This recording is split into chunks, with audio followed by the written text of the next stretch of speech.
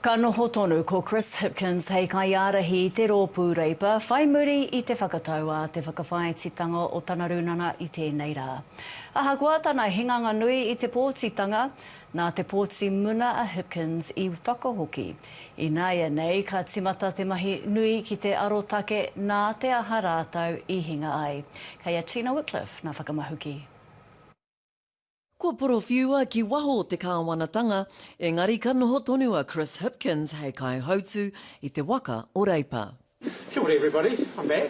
Ki tōna taha ko te kaiārahi tuarua hau a Carmel Sepuloni, ko te arotake i ngā hapa, te mahi ināi nei. So ko tai ki te wā pēra mō mātou, ki te whakatū he rautaki au. Ko Jackson te kai whakarite i te rautaki Māori a te rōpū Reipa, tūturu i pakuru mai te haunga o tana prene, e ono o ngā tūru Māori e whitu, kua riro atu ki te pāti Māori. Our people know how to vote.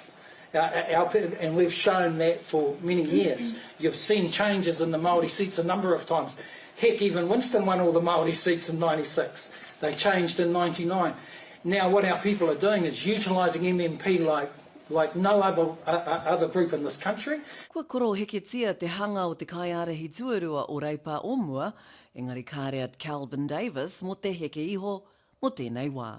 Ko roa hau i roto taua tūranga o te tūmaki tuarua o te rōpū Reipa i whai whakaroa hau kia tukuna tētahi atu, kia whai taua tūranga, kia whakapakiri ai o rātou pukenga i rote i ngā te rangatiratanga o te pāti.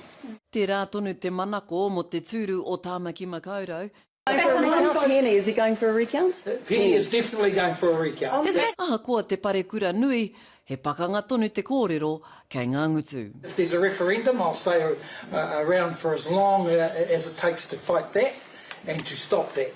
And you know, and I believe that I'm talking about the treaty referendum. Me wero me pakanga kātika, he wāroa te toru tau ki ngā tūru āpitihana. Tina Wycliffe, te ao mārama.